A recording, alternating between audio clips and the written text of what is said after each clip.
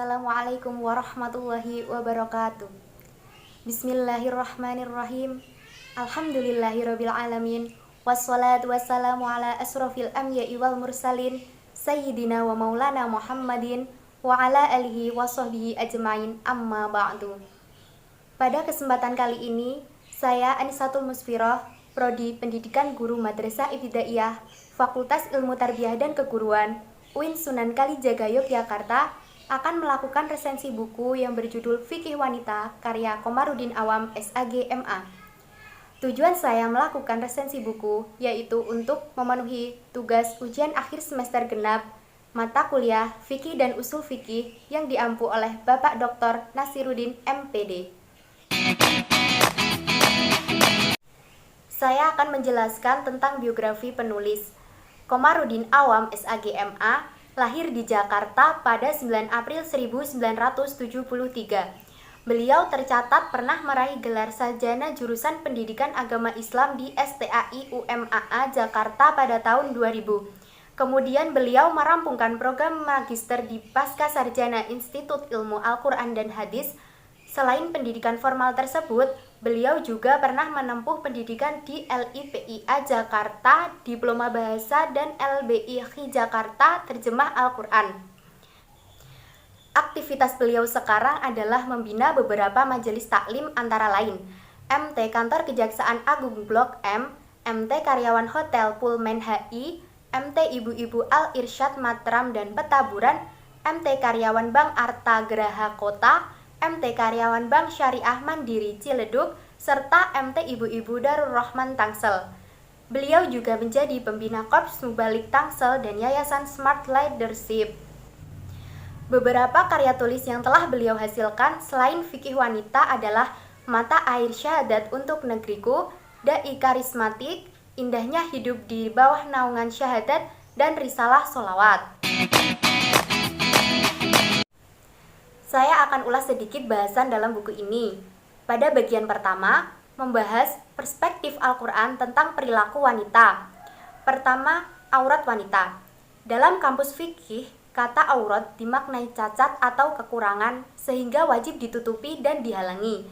Makna lain aurat adalah sesuatu yang menjadi kehormatan bagi manusia yang tidak patut dibuka. Ulama fikih mendefinisikan aurat sebagai tanda kehormatan bagi setiap berakal yang wajib ditutup untuk membedakan dari makhluk lainnya. Adapun aurat wanita adalah seluruh tubuhnya kecuali telapak tangan dan muka. Yang kedua, menjaga pandangan. Dalam surat An-Nur ayat 31 membahas larangan memandang secara berlebihan kepada lawan jenis yang bukan mahram. Mengapa pandangan harus dijaga? Sebab fitnah perzinaan selalu berawal dari mata. Mata yang khianat adalah awal sebuah kemaksiatan. Setiap pandangan yang tidak didasari rasa takut kepada Allah, kata Ali bin Abi Thalib, merupakan pandangan setan. Fitnah pandangan wanita kepada laki-laki jauh lebih berbahaya dari rayuan manisnya, karena pandangan mata genit wanita ibarat anak panah yang akan melesat dari busurnya. Yang ketiga, zina dan pezina. Kamus istilah fikih mendefinisikan zina sebagai hubungan seksual tanpa akad nikah. Zina disebut fahsya karena merupakan perbuatan yang menyebabkan terjadinya keburukan-keburukan lainnya. Larangan zina bukan hanya melakukannya langsung, melainkan mencakup segala sesuatu yang mendahului zina. Secara singkat, sanksi hukum bagi para pezina menurut syariat Islam terbagi menjadi dua, yaitu bagi pezina muhsan yang sudah pernah menikah dan ghairu muhsan yang belum pernah menikah. Selanjutnya pada bagian kedua membahas hukum-hukum seputar permasalahan wanita. Yang pertama, darah wanita. Jenis darah yang keluar dari rahim wanita adalah darah haid, darah wiladah atau nifas, dan darah istihadah. Darah haid adalah darah yang keluar dari rahim wanita karena proses fitrah alamiah atas kehendak Allah bagi wanita yang telah balik. Umumnya darah tersebut berwarna merah kental kehitaman dengan bau menyengat. Darah wiladah atau yang dikenal dengan nama darah nifas adalah darah yang keluar dari rahim wanita saat melahirkan. Darah istihadhah adalah darah yang keluar bukan karena penyakit fisik dan ketidakstabilan kondisi kesehatan seorang wanita, Para ulama sepakat dalam ketegasan hadis bahwa pelarangan wanita haid berlaku terhadap sholat, puasa, tawaf, dan bersetubuh. Selain keempat perkara tersebut diperbolehkan selama tidak ada dalil yang melarang secara tegas dan khusus. Adapun menurut Imam Syafi'i mengenai selesainya masa haid wanita yaitu ketika darah haidnya telah berhenti, meski waktunya tidak teratur dan tidak sesuai dengan adat kebiasaan wanita pada umumnya, sebab kondisi fisik dan kejiwaan setiap wanita berbeda. Cara bersuci setelah haid, nifas, junub yaitu dengan mandi wajib, sedangkan cara bersuci setelah istighadah cukup dengan berwudu. Yang kedua, sholat. Posisi saf sholat wanita menurut Imam An-Nawawi dalam kitab Majmu' yaitu jika imamnya wanita, makmum wanita berdiri di saf tengah belakang imam. Jika imamnya laki-laki, makmum wanita juga di belakangnya, sebagaimana keumuman hadis dari Abu Hurairah radhiyallahu an. Imam An-Nawawi mengatakan, telah berkata kalangan ahli ilmi bahwa hukum sholat berjamaah bagi wanita bukanlah fardu ain, bukan pula fardu kifayah, melainkan hanya mustahab atau sunnah bagi mereka. Ibnu Qudamah juga berkata, sholat wanita di rumah lebih baik daripada di masjid. Yang ketiga, puasa. Muhammad Ali Asy-Syabuni dalam kitab Rawahul Bayan menjelaskan bahwa wanita hamil dan menyusui jika dikhawatirkan ada bahaya atas dirinya sendiri atau anaknya, secara syariat diperbolehkan meninggalkan puasa, sebab status mereka seperti orang yang sakit. Lalu, apakah wanita hamil dan menyusui harus mengqadha atau membayar fidyah? Ada dua pendapat dalam hal ini.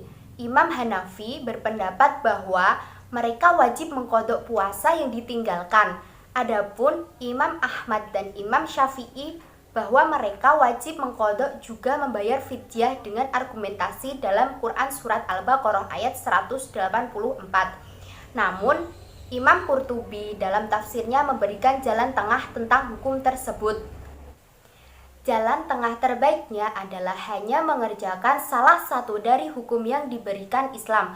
Hal ini beliau lebih memilih membayar fidyah saja untuk mengganti puasa yang ditinggalkan. Yang keempat, permasalahan kontemporer. Hukum mencukur alis dan memakai eksistensi rambut adalah haram, karena itu merupakan perbuatan yang termasuk mengubah ciptaan Allah Subhanahu wa Ta'ala. Akan tetapi, mencabut bulu ketiak dan mencukur bulu kemaluan adalah sangat dianjurkan dalam agama Islam, karena termasuk menjaga kebersihan fitrah dalam dirinya. Hukum memeriksakan kandungan ke dokter laki-laki. Menurut Syekh Ibnu Jibrin bahwa jika masih ada dokter wanita muslimah yang mampu berkompeten dalam hal tersebut, maka memeriksakan kandungan ke dokter laki-laki hukumnya haram. Namun, jika telah berusaha mencari dokter muslimah tetapi tidak ada yang berkompeten, maka kembali ke kaidah ushul fikih, yakni keadaan yang benar-benar darurat membolehkan yang haram. Selain itu, perlu diingat bahwa suami atau kerabat harus mendampinginya. Selanjutnya, hukum mengunggah foto selfie di media sosial adalah harus dijauhi karena mudaratnya jauh lebih besar daripada manfaatnya, sebagaimana perbuatan yang mendekati zina harus dijauhi. Selanjutnya pada bagian ketiga membahas tentang doa-doa pengokoh rumah tangga dalam Al-Quran serta pedoman Al-Quran dalam mendidik anak. Kemudian pada bagian terakhir membahas tentang wasiat ulama untuk muslimah. Kelebihan dari buku ini yang pertama, covernya simple dan elegan dengan warna pink yang menjadi ciri khas wanita. Yang kedua, bahasa yang digunakan pengarang mudah dipahami oleh orang awam atau orang yang baru belajar karena menggunakan bahasa yang sederhana. Yang ketiga, berbagai masalah fikih wanita dibahas dengan jelas dan fokus pada pembahasan sehingga tidak melebar kemana-mana, serta menjadi nilai plus karena dilengkapi dengan dalil-dalil yang sahih yang merujuk pada Al-Quran dan hadis. Yang keempat, dilengkapi fatwa-fatwa kontemporer seputar permasalahan wanita seperti hukum mencukur alis dan menggunakan eksistensi rambut, hukum memeriksakan kandungan ke dokter laki-laki, dan hukum mengunggah foto selfie di media sosial. Di samping kelebihan tersebut, saya menemukan kekurangan dari buku ini. Di dalam buku ini tidak dilengkapi gambar atau animasi untuk membantu penjelasan materi, sehingga pembaca bisa cepat bosan. Buku ini sebenarnya sudah bagus, namun akan lebih baik lagi jika dilengkapi dengan gambar atau animasi untuk membantu penjelasan materi, sehingga pembaca akan lebih tertarik dan tidak mudah bosan. Latar belakang penulisan dan diterbitkannya buku. Salah satu kajian indah dan menarik yang diungkap oleh Al-Quran ialah persoalan wanita.